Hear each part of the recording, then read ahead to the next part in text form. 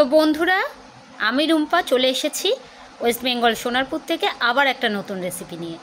আজ ইলিশ মাছের একটা মজাদার রেসিপি বানাবো। একই ধরনের ইলিশ মাছ তো আমরা রোজই খাই, আজকে কিন্তু ইলিশ মাছটা হবে একদম অন্য স্বাদের।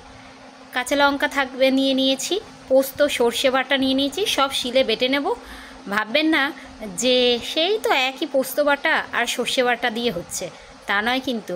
দেখতে থাকবেন, আজকের রেসিপিটা কিন্তু একদম হবে অন্য স্বাদের, অন্য রকমভাবে। তো চলুন বন্ধুরা, দেখতে থাকুন, আমি মশলাটা বেটে নিই।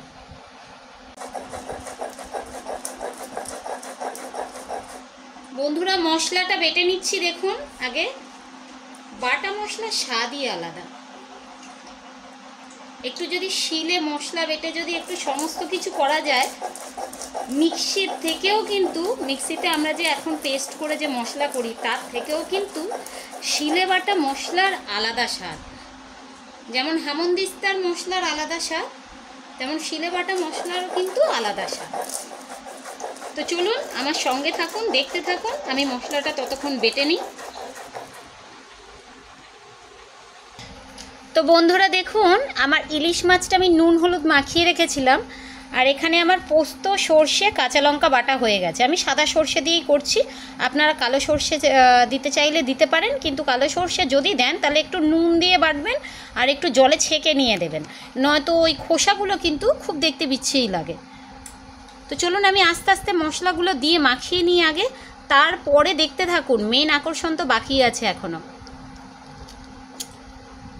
মশলাগুলো আস্তে আস্তে সব দিয়ে দিচ্ছি। এই কাঁচা লঙ্কা বাটা, সর্ষে বাটা আর পোস্ত বাটাটা আমি দিয়ে দিলাম।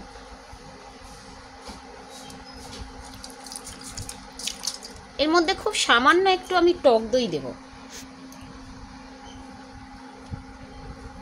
টক দইটাকে নিয়ে কিন্তু আমি ভালো করে ফেটিয়ে নিয়েছি, নয়তো দেখবেন টক দইটা ফেটে যায়, একটু কাটা কাটা ফেটে যায়। এরপরে হলুদ দিয়ে দিলাম, মাছে হলুদ মাখানো ছিল, তারপরেও একটু হলুদ দিলাম। আর এবারে নুন দিয়ে দেওয়া হচ্ছে, মাছে নুন মাখানো আছে তাই অল্প করে নুন দেওয়া হচ্ছে। দিয়ে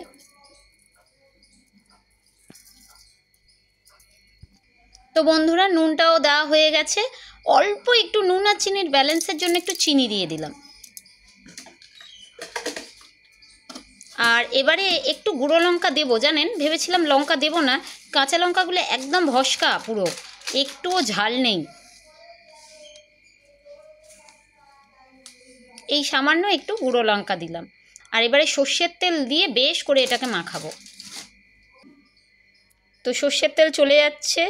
ইলিশ মাছ মানেই জানেন, সর্ষের তেলে যদি চুবো চুবো না করা হয় তো সেটার সেই স্বাদ আসবে না। তো সর্ষের তেলটা কিন্তু একটু বেশ ভালো করেই দিতে হবে, কারণ পুরো মশলাটা ওই সর্ষের তেলের উপরেই রান্নাটা কিন্তু হবে।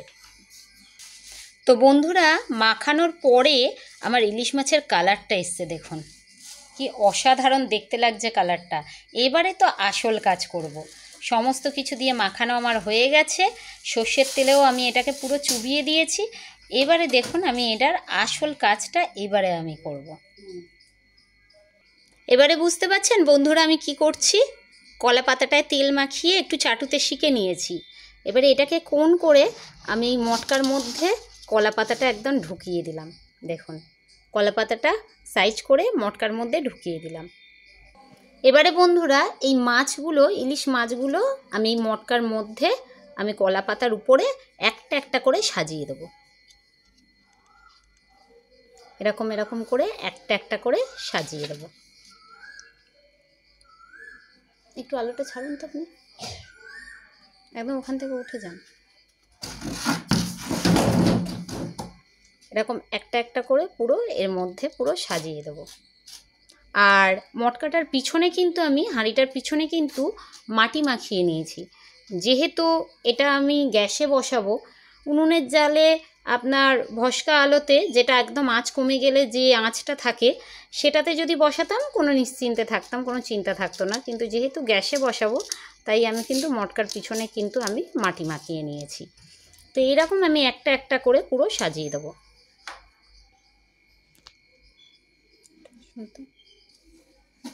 কি সুন্দর দেখতে লাগছে, দেখুন কি সুন্দর দেখতে লাগছে।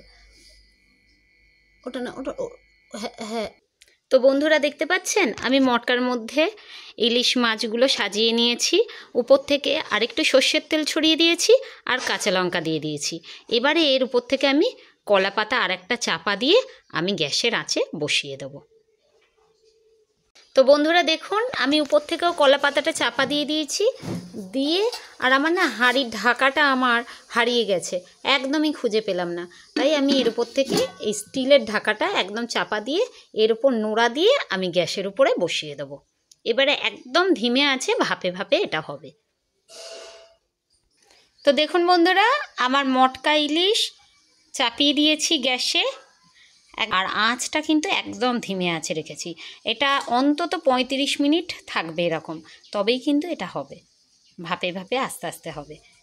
তো এরপরে হয়ে গেলে আপনাদেরকে আবার দেখাবো। তো বন্ধুরা দেখুন আমার মটকা ইলিশ একদম তৈরি হয়ে গেছে। মাটির একটা আলাদা গন্ধ, কলা পাতার একটা আলাদা গন্ধ, ফ্লেভারটাই অন্য এসে গেছে। তো যদি আমার চ্যানেলটাকে ভালো লাগে একটু সাবস্ক্রাইব করে দেবেন, আর ফেসবুকে যদি থাকেন প্রোফাইলটাকে একটু ফলো করে দেবেন। আর কত সুন্দর কালার এসছে দেখুন। মটকা ইলিশ একদম রেডি। তো আজকের মতো বিদায় বন্ধুরা, আবার একটা নতুন রেসিপি নিয়ে চলে আসবো আপনাদের কাছে।